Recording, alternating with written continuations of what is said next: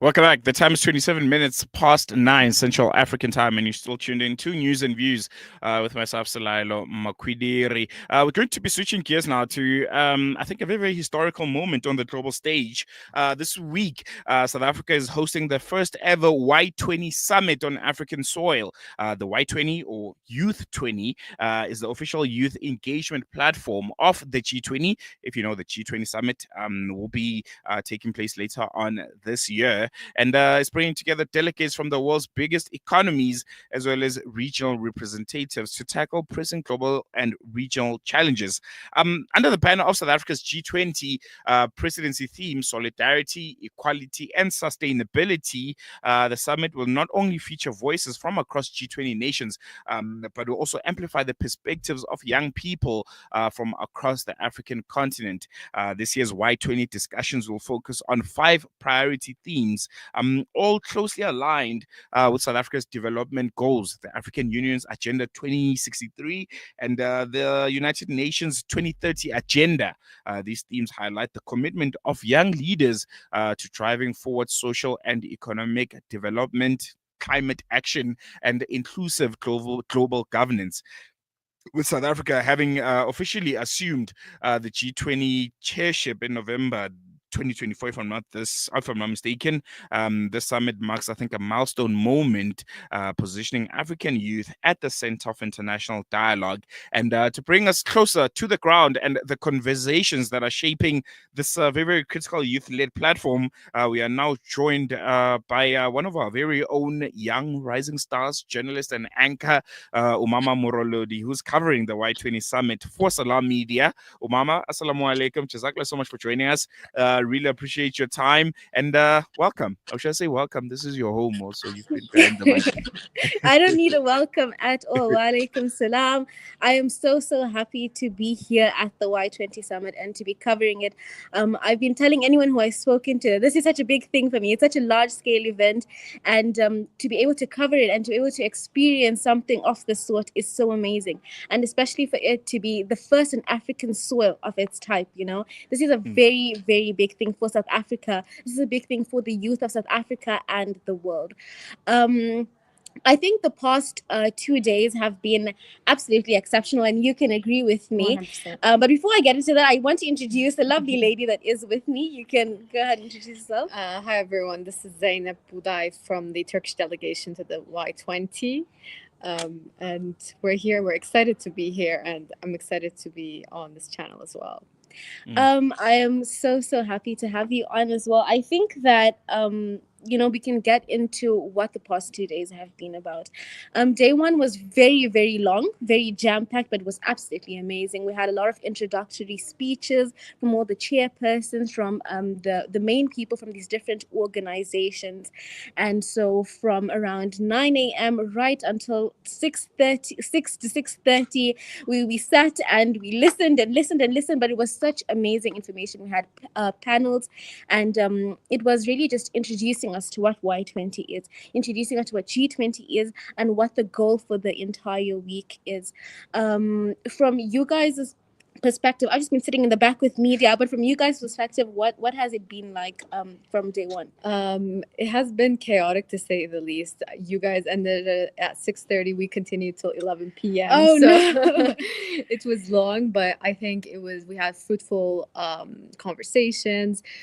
We don't necessarily look eye to eye in every single topic and subject due to differing social, cultural, religious backgrounds. But nevertheless, I think we've been able to establish consensus and respect towards different backgrounds, and we've been trying to reach a mutual ground all across.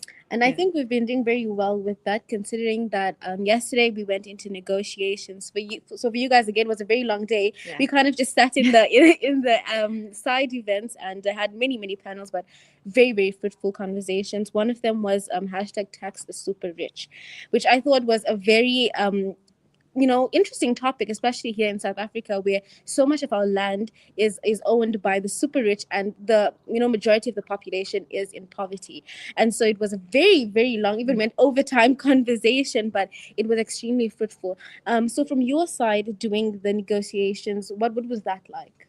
No, 100%. I think we do have a very clear divide between global south, global north, developing countries, developed countries. And we're trying to advocate, especially in my track, where we're talking about inclusive social development and leaving no one behind, quote unquote. So this should be encompassing of everyone when we talk about poverty lines, but also genocides all across the globe.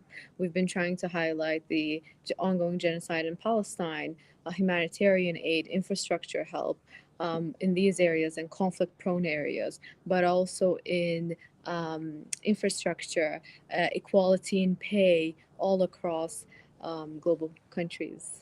Yeah. I want to touch a bit on a topic that you mentioned, that you guys were speaking on topics like Palestine, which I think is a very, very important thing to talk about in a big summit like this. And we're trying to bring the youth onto these kind of topics. And I mean, we're all about solidarity and standing in South Africa. South Africa is like one of the biggest countries that are standing for Palestine. And I'm really glad to hear that you guys brought that up in discussion, and that it's something that's been brought up, because I feel like to ignore it at such a crucial time in the genocide, and to ignore it at such a large scale event where we can use our voices, is so, so important. So can you touch on what this means to you and South Africa, and just for you, Palestine and the Y20 summit all comes together? Yeah, absolutely. So when we talk about the issue of Palestine, I don't only speak for myself, but also Turkish youth here and all across our country. It's such a sensitive topic because we recognize that whether it's them or us, we're all the same in that sense. So bringing that topic up here with the quote unquote most controversial forms was my utmost imperative and priority. So we touched upon issues such as recognizing Palestine to start off with, base one, but also reparations, recognition of war criminals, especially because the ICJ case was in South Africa. It was started by South Africa. So I think it was imperative that we touch base upon these very clearly. We have been doing this, reparations, recognition of war criminals, etc. However, we do face significant pushback from certain countries, unfortunately, but we are trying to mitigate the risk as much as possible. I love that, you know, there is works towards it, and we pray for a free Palestine, and we hope that this is another pushing stone towards that. Let's get back into, you know, what we're here for. And today, I know today there is going to be a few negotiations happening, but as well as a lot of other topics. So what are you expecting from today? So our negotiations kicked off officially yesterday, but there were a lot of areas that we haven't been able to stand grounds on. Today is the most work we're going to actually be doing. We're going to see how we can get back to being on consensus, because consensus is the base of everything that we have, and we truly believe in it. If one country disagrees, we see how we can work towards it. So it might be a very long day. We're expecting it, but we're excited to continue with it. Yeah, I absolutely love that, and I love the fact that as much as it's a lot of work, it's good work. Absolutely. And we hope that in the long run that this plays a huge part in the global decisions that we're here to work on. You know, and for the rest of the week, what else are we expecting for the rest of the week? Yeah. So right now we're going to see, because as we all know, there are 5 tracks. We want to see how we can coordinate between tracks so there are no overlapping notions, to ensure that we are as fruitful as possible. So we're waiting for that. And then by Friday, hopefully we should achieve consensus and all agree with all G20 countries and move forward with our communique. And can you tell us more about the tracks? Yeah. Yeah. I mean, I can talk for track 5 explicitly. We have been talking about a lot when it comes to social development. So we do have, we created different subtopics, whether it be education, healthcare, infrastructure, post-conflict and peace. What else did we have? Intergenerational economic justice. Women's empowerment. These have all been our headlines, and we're formatting our policy proposals around these themes. All right, I think that's very jam-packed, especially for the one track. So having all five come together and talk about all of these topics must be a very fruitful and head-racking conversations. But it's things that we need.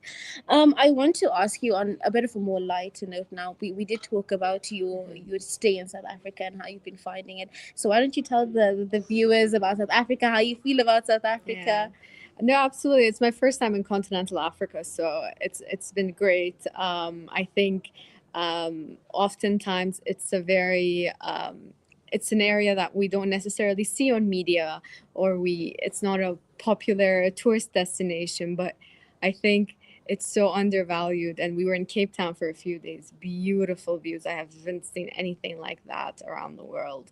And we will go around Johannesburg tomorrow, hopefully. Hopefully. I'm really, really excited. I was telling one of the other organizers that I don't care about the rest of the week. I want to go for excursion on Thursday. Yeah. That's what I'm excited about, Yeah. even though I'm from here. But I do like seeing everyone's reactions to these places. Is Yeah. absolutely amazing.